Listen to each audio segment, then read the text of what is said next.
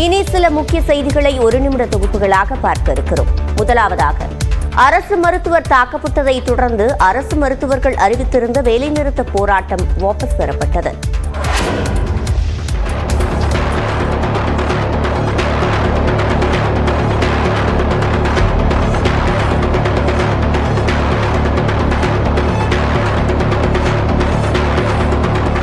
தனது தாய்க்கு முறையான சிகிச்சை அளிக்கவில்லை என குற்றஞ்சாட்டி கிண்டி அரசு மருத்துவமனை மருத்துவரை சரமாரியாக தாக்கிவிட்டு இளைஞர் விக்னேஷ் நடந்து சென்ற காட்சிகளே இவை. சென்னை அடுத்த பெருங்களத்தூரை சேர்ந்த விக்னேஷ் என்பவரின் தாய் பிரேமாவிற்கு புற்றுநோய் பாதிப்பால் நுரையீரல் பிரச்சினை ஏற்பட்டதாக தெரிகிறது. இதற்கு கடந்த ஆண்டு மே முதல் நவம்பர் மாதம் வரை சென்னை கிண்டியில் உள்ள கலைஞர் நூற்றாண்டு பன்னோக்கு மருத்துவமனையில் புற்றுநோய் நிபுணர் மருத்துவர் பாலாஜியிடம் சிகிச்சை பெற்றுள்ளார்.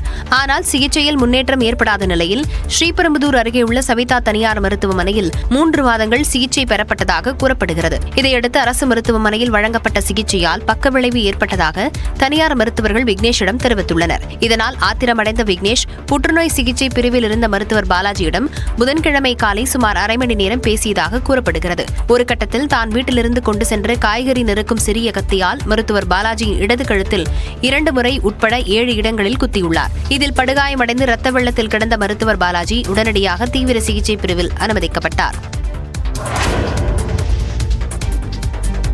மருத்துவர் பாலாஜியை கத்தியால் குத்திவிட்டு சென்ற விக்னேஷை சுற்றி வளைத்து மருத்துவமனை ஊழியர்கள் பிடித்து காவல்துறையிடம் ஒப்படைத்தனர். விக்னேஷ் மீது கிண்டி காவல் நிலையத்தில் 5 பிரிவுகளில் வழக்கு பதிவு செய்யப்பட்டது. இதனைத் தொடர்ந்து சைதாப்பேட்டை நீதிமன்றத்தில் விக்னேஷை காவல்துறையினர் ஆஜர்படுத்தினர். அப்போது 15 நாட்கள் நீதிமன்ற காவலில் வைக்க நீதிபதி சுப்பிரமணியன் உத்தரவிட்டார். இதனைத் தொடர்ந்து அவர் புழல் சிறையில் அடைக்கப்பட்டார்.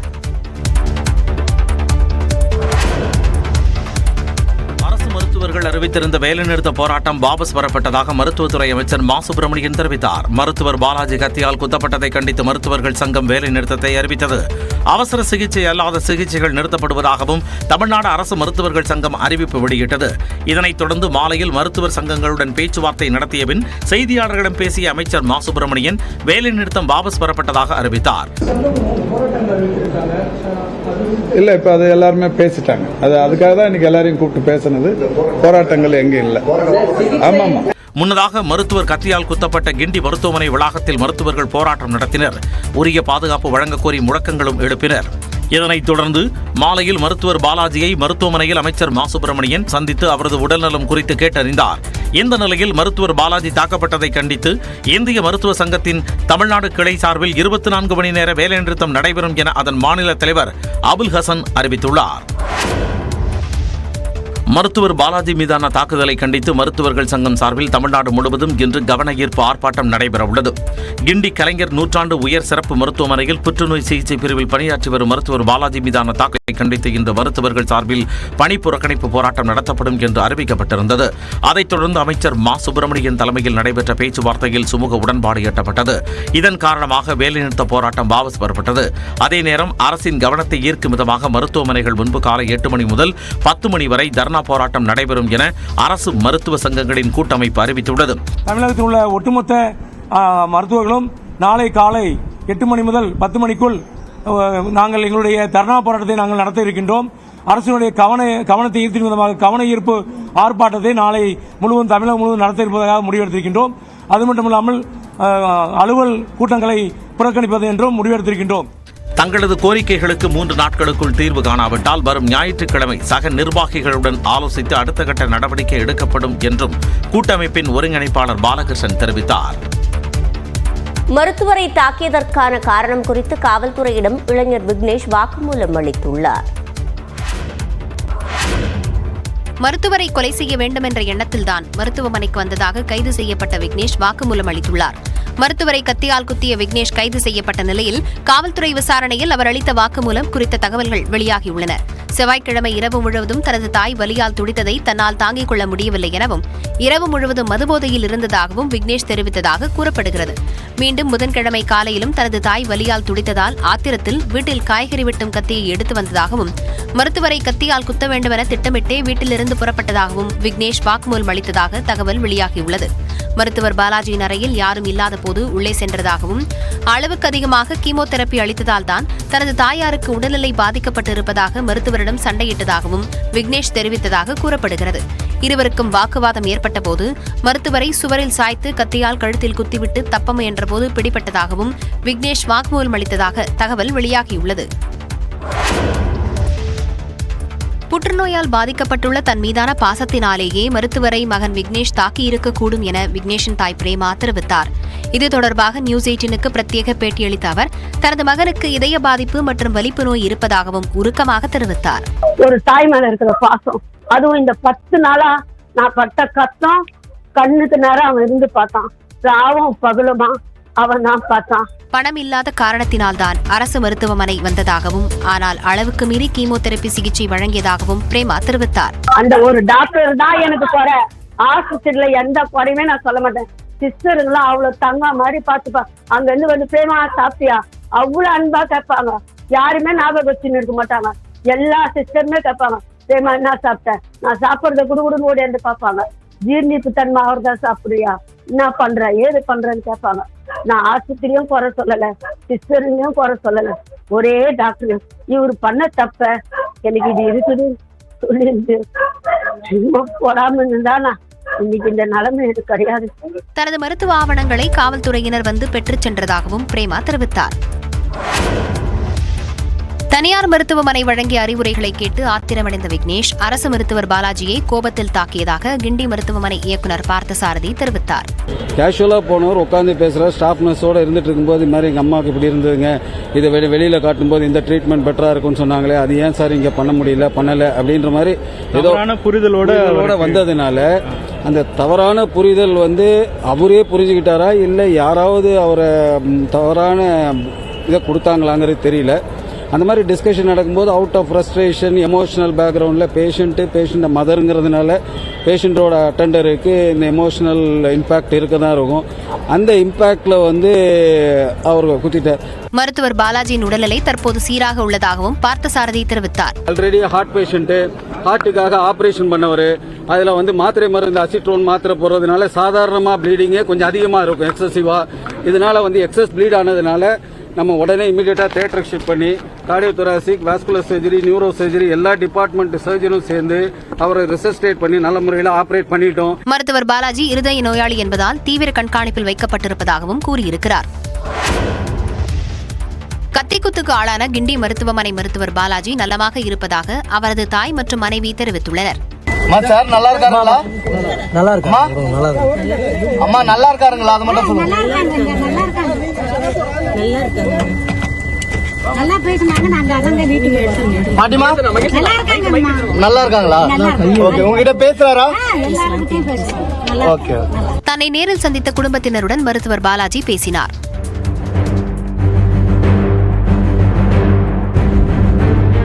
முன்னதாக மருத்துவர் பாலாஜியிடம் வீடியோ காலில் பேசிய அமைச்சர் மா சுப்பிரமணியன் அவரது உடல்நலம் குறித்து விசாரித்தார்.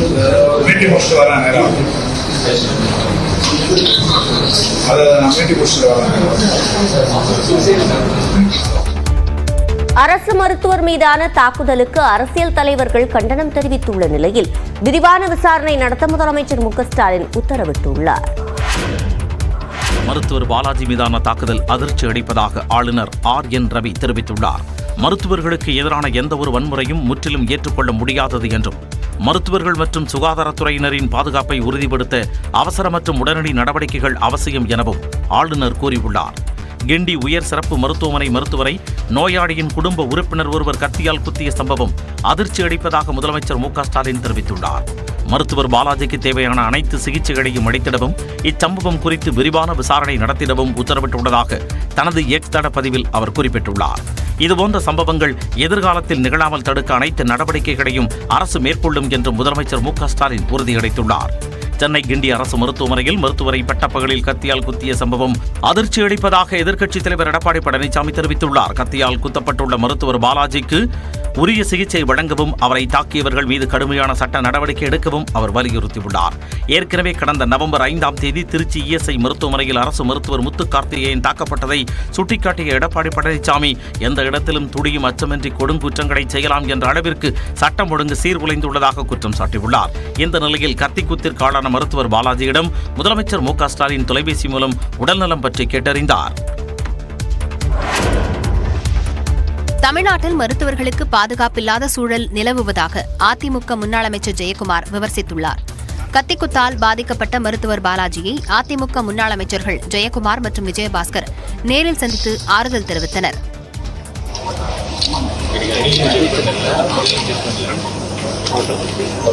தொடர்ந்து செய்தியாளர்களிடம் பேசிய ஜெயக்குமார், மருத்துவர்களுக்கு பாதுகாப்பு கொடுக்க வேண்டியது அரசின் கடமை என கூறினார். இன்றைக்கு மருத்துவர் மீதான தாக்குதலை நிச்சயமாக அனைத்து இந்திய அண்ணா திராவிட முன்னேற்ற கழகம் ஏற்றுக்கொள்ளாது. எதிர்காலத்தில் இது போன்ற தாக்குதல்கள் மருத்துவர் மீது வராத வண்ணம் முழுமையான அளவிற்கு பாதுகாப்பு கொடுக்க வேண்டியது அரசாங்கத்துடைய கடமை. மருத்துவர் பாலாஜிக்கு கழுத்து, தலை, காது என பல இடங்களில் கடுமையான காயம் ஏற்பட்டிருப்பதாக முன்னாள் அமைச்சர் விஜயபாஸ்கர் தெரிவித்தார். ஏற்கனவே இந்த மருத்துவர் எனக்கு நன்றாக தெரியும். ஒரு துறையில மூத்த அவர் தான் HOD மெடிக்கல் ஆன் காலேஜில் புற்றுநோயுடைய மூத்த மருத்துவர். அது மட்டுமல்லாமல் அவர் ஏற்கனவே இருதய சிகிச்சை பெற்றிருக்கிறாரு. இன்னொன்று பேஸ் மேக்கர் பொருத்திய மருத்துவர். அவரை ஒரு கொடூர தாக்குதல் இங்க எப்படி ஒரு மருத்துவமனையில் நடந்ததுதான் எங்களுக்கு ரொம்ப ஒரு ஆச்சரியமான விஷயமா இருக்கு. மா சுப்பிரமணியத்தை பதவி நீக்கம் செய்ய வேண்டும் எனவும் விஜயபாஸ்கர் வலியுறுத்தினார். சென்னை கிண்டி அரசு மருத்துவமனையில் மருத்துவர் தாக்கப்பட்ட சம்பவம் கடும் கண்டனத்துக்குரியது என்றும் எதிர்காலத்தில் இதுபோன்ற சம்பவம் நடக்காத வகையில் நடவடிக்கை எடுக்கப்படும் என்றும் துணை முதலமைச்சர் உதயநிதி ஸ்டாலின் தெரிவித்துள்ளார். கத்திக்குத்தால் பாதிக்கப்பட்ட மருத்துவர் பாலாஜிக்கு வழங்கப்படும் சிகிச்சைகள் குறித்து மருத்துவர்களிடம் உதயநிதி ஸ்டாலின் கேட்டறிந்தார்.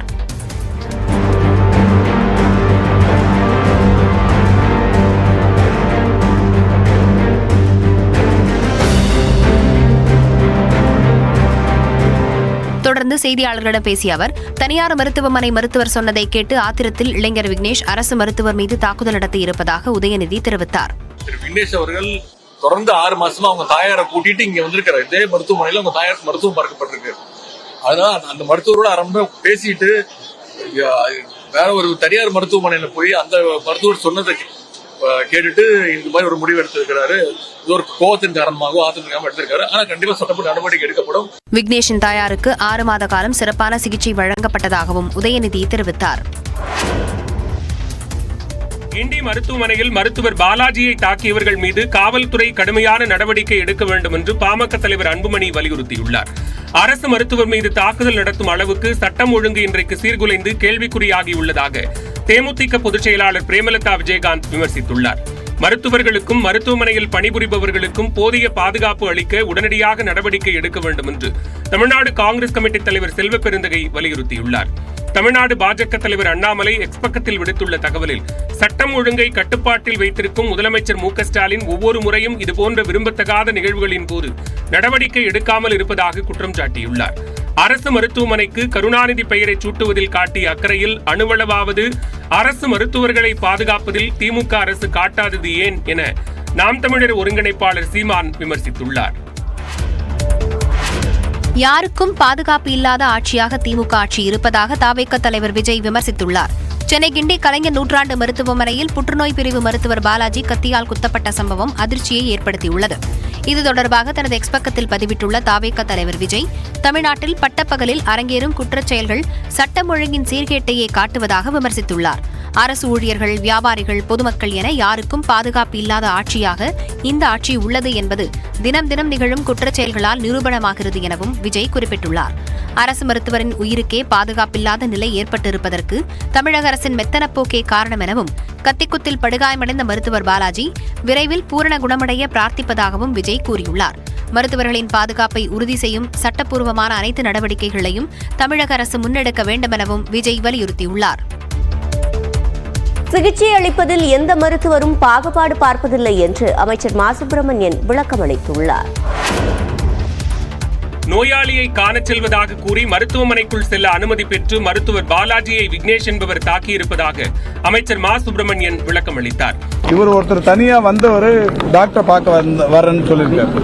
இவர் ஏற்கனவே இங்க ஓபி சீட்லாம் இல்லாம வர முடியாது. ஏற்கனவே அவங்க மதருக்கு இங்க ட்ரீட்மெண்ட் எடுத்ததால, கியூமோ தொடர்ச்சியா பண்ணிட்டு இருந்ததால அவர் அட்டெண்டரா இங்க வந்து பழக்கமாயிருக்காரு. அதனால மற்றவங்களும் கூட இவர் ஏற்கனவே இங்க வரவர் தானன்ற மாதிரி விட்டுருக்காங்க. அப்போ இவர் ரூம்குள்ள அந்த டாக்டர் போய் பார்த்து இந்த சம்பவம் நடந்திருக்கு. சிகிச்சை வழங்குவதில் எந்த மருத்துவரும் வஞ்சகம் பார்ப்பதில்லை என்றும் அமைச்சர் மா சுப்பிரமணியன் தெரிவித்தார். அவர் இங்க ஒரு 6 கியூமோதெரபி அவங்க மதருக்கு கொடுத்துருக்காங்க. அதில் அவர் திருப்தி அடையல, நுரையீரல் பாதிப்பு இந்த கியூமா கொடுத்ததால வந்தது, அது மாதிரி ஏதோ வேற தவறுதலான ஒரு புரிதல் வந்திருக்கு. எந்த டாக்டருமே ட்ரீட்மெண்ட்ல வஞ்சனை பண்ண மாட்டாங்க. ஒரு மிக சிறப்பா, அது குறிப்பா இந்த மருத்துவமனையில புற்றுநோய் மருத்துவம்ங்கிறது ரொம்ப சிறப்பாகவே பண்ணிட்டு இருக்காங்க. விக்னேஷின் தாயாருக்கு சிறப்பான சிகிச்சை வழங்கப்பட்டதாகவும் அமைச்சர் மா சுப்பிரமணியன் கூறினார்.